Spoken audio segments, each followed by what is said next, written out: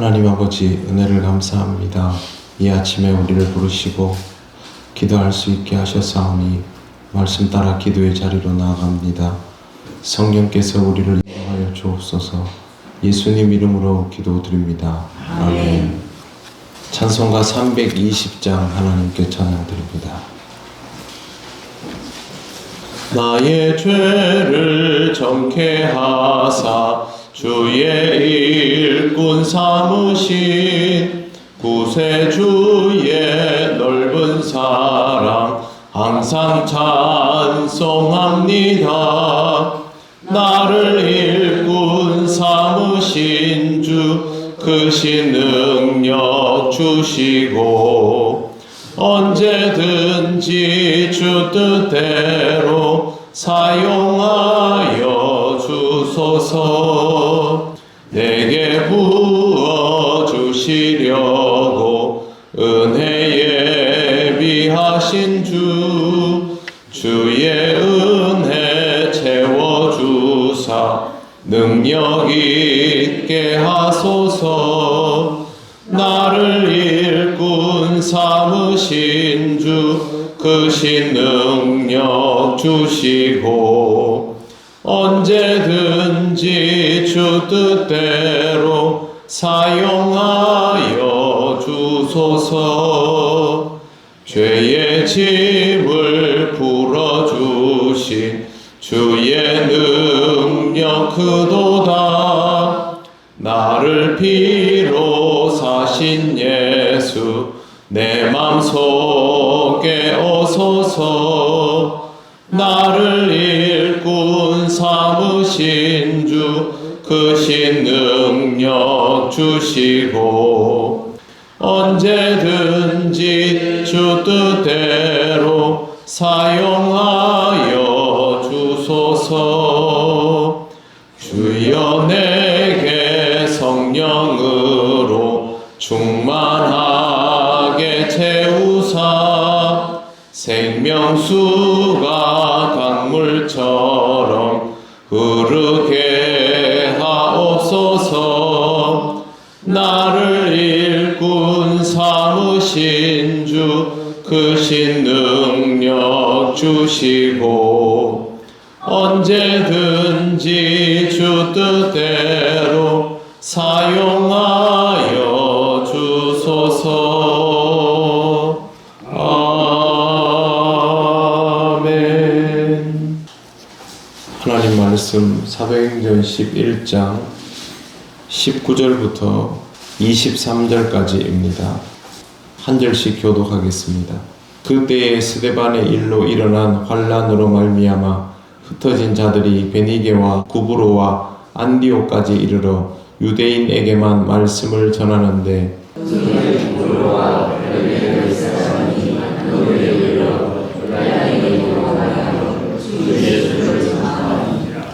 주의 손이 그들과 함께 하심에 수많은 사람들이 믿고 주께 돌아오더라.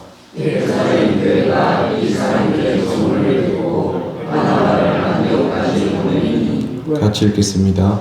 그가 이르러 하나님의 은혜를 보고 기뻐하여 모든 사람에게 굳건한 마음으로 주와 함께 머물러 있으라 권하니.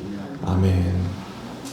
스데반의 일로 예루살렘 교회가 흩어지게 되었을 때에 그 중에 흩어진 사람들이 베니게와 구브로와 안디옥까지 이르러 복음을 전했다는 기록이 나와 있습니다. 이스라엘의 지도를 보면 제일 남쪽이 유다이고요. 그 위에 사마리아 그리고 갈릴리로 이어집니다. 그리고 그 위에가 베니게, 페니키아입니다. 거기에서 한참을 더 올라가면 안디옥이 나옵니다. 안디옥은 주전 300년 전에 건설된 대도시입니다.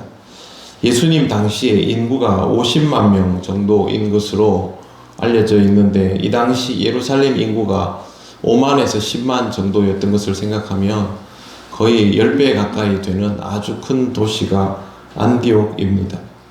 뿐만 아니라 구브로까지 복음을 전했다라고 되어 있는데 구브로는 지금의 키프로스입니다. 지중해에 있는 섬나라인데 복음이 굉장히 넓게 확장되었다라는 것을 볼 수 있습니다. 그런데 19절을 보시면 이런 내용이 있습니다. 마지막에 보시면 이르러 유대인에게만 말씀을 전하는데 라고 되어 있습니다.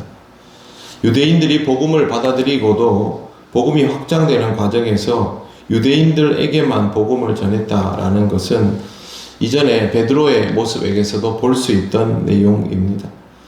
이 시대의 그리스도인들이 유대인이다 보니까 아직도 이 사람들이 이방인에게 복음을 전해야 한다라는 생각 자체를 하지 못하고 있었음을 볼 수 있습니다. 그런데 예외적인 일이 발생합니다. 20절 그 중에 구브로와 구레네 몇 사람이 안디옥에 이르러 헬라인에게도 말하여 주 예수를 전파하니, 여기서 잘 보시면 구브로와 구레네 몇 사람이라고 되어 있습니다. 이 지역에서 복음을 받은 사람들이죠. 그러니까 예루살렘 교회에 있던 사람들이 아니라 예루살렘에 순례를 하러 왔다가 그쪽 지역으로 갔던 사람이거나 아니면 이 흩어진 유대인들에 의해서 복음을 전해 받았던 사람이겠죠. 그러니까 즉 본토민은 아닙니다. 본토민 아닌 유대인들이 그 지역에 있는 이방인들에게 복음을 전하기 시작했다라는 뜻입니다. 어떻게 이런 일이 가능해졌을까? 유대인들은 자기 전통 안에서 이방인에게 여전히 복음을 전하지 않고 있는데, 그러나 성령께서는 결국 복음의 지경을 이와 같은 방식으로 넓히신다라는 것을 여기에서 볼 수 있습니다. 복음이 들어가게 되면 그 사람을 예수 믿고 구원받게 한다라는 것만 아니라 그 사람이 가지고 있던 모든 전제로부터 자유하게 만드는 것이 복음의 위력입니다. 유대주의적인 전통으로부터도 자유하게 만들지요. 왜 이렇게 말씀을 드리냐 하면 유대인들은 이방 땅에 가서도 유대인 같이 살았습니다. 지난 주일에 말씀드린 것처럼 유대인들은 독일에 가서도 유대인처럼 살았습니다. 그러다 보니 이 게르만들이 자기들과 어울리려 하지 않는다라는 말을 했지 않습니까? 똑같은 방식으로 늘 살아왔고 자기들끼리만 복음을 전하고 또 이방인 중에 하나님의 회중에 들고자 하는 사람이 있으면 받아들여 주면서도 저 사람이 하나님의 백성은 아니다 이렇게 생각할 정도의 사람들이었는데, 이런 사람들이 스스로 이방인에게 복음을 전한다는 것은 그 사람들이 가지고 있는 전제가 깨졌다라는 뜻입니다. 이것이 복음의 위력입니다. 주님의 영은 복음을 받아들이게 할 뿐만 아니라 그 사람이 가지고 있는 어떤 것들도 깨뜨려 줄 수 있는 위력이기 때문에 그렇습니다. 아직 이것이 되지 않는다면 복음으로 인하여 체화가 된 것은 아니다라는 반증이기도 합니다. 베드로의 경우처럼 베드로 자신은 준비되지 않았지만 성령의 인도하심을 따라서 이방인에게 복음을 전하게 되는 경우들도 있지만, 오늘 우리가 읽은 이 본문이 오히려 일반적인 경우입니다. 주의 복음이 들어가면 그 사람이 가지고 있던 전제들이 깨어지고 거기에서부터 나오는 자유함으로 인하여 예수님이 어떤 사람이든 다 거리낌 없이 만나셨던 것처럼 유대인들도 이방인을 만나는 데에 거리낌이 없고, 그렇게 해서 복음의 지경이 확실하게 넓어지게 되는 것입니다. 이뿐만이 아닙니다. 22절을 보십시오. 예루살렘 교회가 이 사람들의 소문을 듣고 바나바를 안디옥까지 보내니 라고 되어 있습니다. 이제 이방인에게 복음이 전해지는 역사를 예루살렘 교회도 받아들이기 시작한다라는 뜻이죠. 원래는 받아들이지 않죠. 그런데 복음이 이방인들에게 전해지고 이방인들이 안 받아야 되는데 받아들여져 버리고 성령의 사람이 되고 이러니까 이걸 그냥 둘 수는 없는 겁니다. 그래서 직접 안디옥으로 바나바를 파송하게 됩니다. 23절을 보십시오. 같이 읽겠습니다. 그가 이르러 하나님의 은혜를 보고 기뻐하여 모든 사람에게 굳건한 마음으로 주와 함께 머물러 있으라 권하니. 아멘. 세 가지입니다. 첫째, 하나님의 은혜를 보고 기뻐하였다. 유대인이 가지고 있는 전제를 가지고 판단하지 않고 하나님의 은혜가 이루어지는 것이면 유대인이건 이방인이건 가릴 것 없이 모두에게 다 기쁜 일이라고 유대인들이 받아들이게 되었다라는 뜻입니다. 그리고 두 번째, 모든 사람에게 라고 되어 있습니다. 유대인에게가 아닙니다.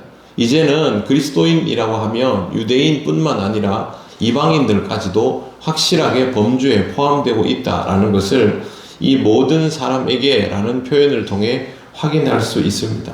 세 번째는 굳건한 마음으로 주와 함께 머물러 있으라 권면하였습니다. 굳건한 마음은 그냥 보통 정도가 아니라 굉장히 견고한 마음을 뜻합니다. 굳건한 마음으로 주와 함께 머물러 있으라, 그냥 보면 덕담처럼 보일 수 있지만 그렇지 않습니다. 신앙생활이 굉장히 어려운 시대입니다. 자기들도 이미 박해를 받아서 흩어졌다가 지금 복음을 전하게 되었지 않습니까? 일반적으로 신앙생활을 해서 유익이 있다는 것을 누가 모릅니까? 그러나 신앙생활을 하는 것 자체가 어려운 시대이기 때문에 마음을 단단히 먹으라는 것이죠. 덕담이라고 할 수 없지요. 신앙생활을 아주 확실하게 해야만 이 상황들을 감당해 나갈 수 있다는 뜻인데, 그걸 하기 위해서 제일 중요한 것이 주와 함께 머무는 것입니다. 주님과 함께라는 말은 내가 은혜 받을 때는 참 쉽고 좋은 말입니다. 그러나 나에게 은혜가 충만하지 않을 때, 또 그렇게 받았던 은혜를 가지고 쭉 살아가지 못하고 힘이 떨어지기 시작할 때, 주변의 상황들이 여의치 않을 때, 이런 조건들이 하나하나 붙게 되면 주님과 함께는 어려워지기 시작합니다. 실제로 신앙생활 하면서 주님과 함께를 꾸준히 유지하는 것이 결코 쉽지 않죠. 그것을 위해서 우리가 할 일이 말씀과 기도의 자리를 더욱더 늘려가는 것이고, 늘 말씀을 묵상하면서 그렇게 기도하는 마음으로 일상을 살아가는 것입니다. 지금 바나바가 권면하는 것이 바로 그것입니다. 이 말씀 마지막을 잘 기억하시기를 바랍니다. 하나님의 은혜를 누리려면 우리에게 노력이라는 것이 필요합니다. 그게 바로 굳건한 마음으로 주님과 함께 머물러 있는 것입니다. 사랑하는 성도 여러분, 오늘도 이 마음을 가지고 주님과 함께 동행하시기를 바랍니다. 아멘. 기도드리겠습니다. 하나님 은혜를 감사합니다.